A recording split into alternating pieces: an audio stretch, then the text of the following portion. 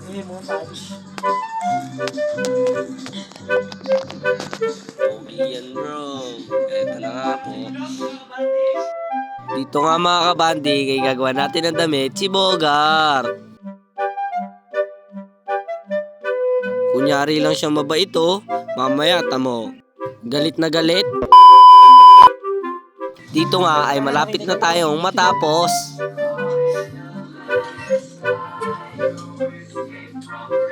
Bang ginagawa pa ang damit ni Bogart, tayo naman nakikipagkulitan sa kanya. 3 hours later. Dito nga ay tapos na ang damit ni Bogart. Di pa ata kasya sa kanya oh.